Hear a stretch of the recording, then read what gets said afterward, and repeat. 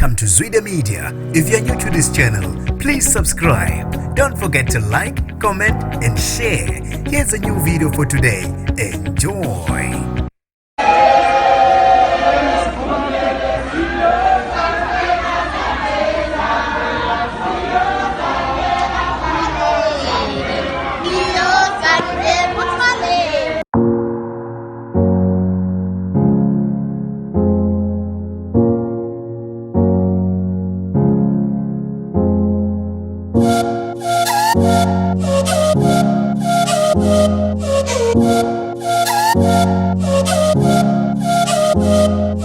Sanibonani ngimibingelele kuzo zonke izindawo kuphinda kuphikela inibula khona e-channel yenu engingaphambili Zwida Media. Mangoqala isijonele likhasi igama lami usibonga konke wakandwande. Ngisemali ke bafethu la njengoba ke namhlanje sithe sahlela isigabeni sesithathu se-lockdown. So nje ngizobuza abantu ayimbuzo embala. Ngizokwenza ama-interviews la ukuthi ngabe ke abantu bazizwa kanjani mayelana ke nomthetho okuthe kwavula utshwala. So ngizobuza abafethu nje abambalwa la imibuzo ethile.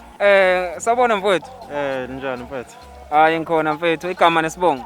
Usabelwa kwaMswele mfethu. Usabelwa kwaMswele mfethu, ngiyakubona la uvuka ekseni wayobambula yini, ngiyakubona uphethe into zakhe ezikhala kahle. Ngabe uzizwa unjani ngosuku la namhlanje?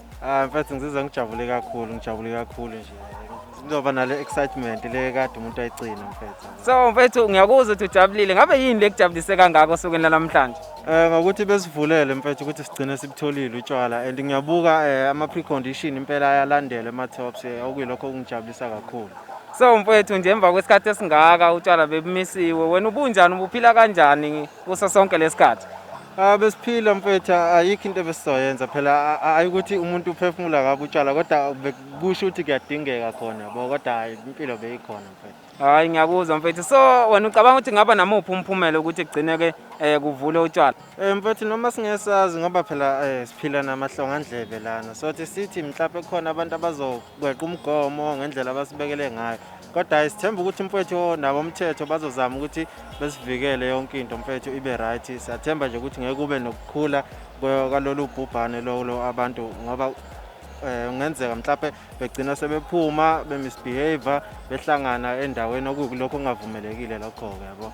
So nje mfethu ngoba ngubona nje uphethe into yakhe encane la ekhala kahle, kusho ukuthi uyayihlalela nje endlini njengamanje uyoshaya nje? Hayi mfethu angina stress nje, ngizoyihlalela endlini ngiyikhiphele into yami ngishayele nje. So manje uya-enjoy yani ngoba phela ngiye ngizwa abantu abaningi bekhuluma ukuthi lento imnandi ngokuhlanganyela?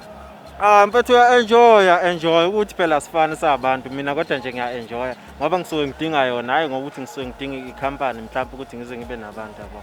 Hayi ngiyabonga kakhulu mfethu for isikhathi sakho. Hayi kubonga mina kodwa. Okay, bafethu ngizobuza kumfethu la igama nesibongo. Sabona mfethu njani? Ngiyaphila futhi kunjani wena? Hayi ngikhona nami, igama nesibongo mfethu. Ntokozo Simelane mfethu, abaningi bangazi ngomandla. Mfethu ngiyakubona la uphethe into yakho, izinto zakhe ezikhala kamnandi. Uzizwa unjani ngosuku la namhlanje emva kokuthi ke bese kunesikhathi eside utshwala buvaliwe, namhlanje uzizwa unjani? Cha mfethu, engakusho nje ukuthi cha kumina ngibona ngazi ukuthi namhlanje singena onyakeni omusha. Wow. Happy New Year mfethu. Ngiyakuzwa kakhulu mfethu, ufila ngazi ukuthi namhlanje kuhlukaniswa unyaka. Ubona ngazi ukuthi ke imuphi imphumela engahle ibe khona mayelana ke nokuvula kotshwala njengoba sisabhekane nalo ubhubhane lo le-COVID-19?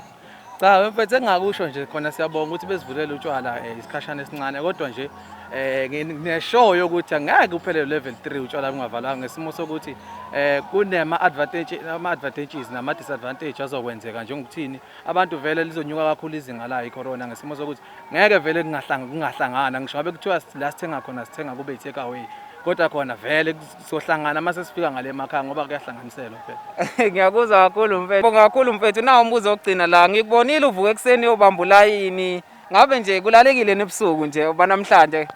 Cha mfethu, akulalekanga nhlobo, yazi kube kufana nomuntu osuke ezoqala uhambo noma ke endaweni akangayazi, akulalekanga nhlobo nje ngoba ngilokho ngithi hawu lokho ngiphaphame njalo hawu kusanini, kodwa ke siyabonga ukuthi ekugcineni kugcine kufikekile khona. Hayi ngiyabonga kakhulu mfethu, isikhathi sakho awuhambe kahle.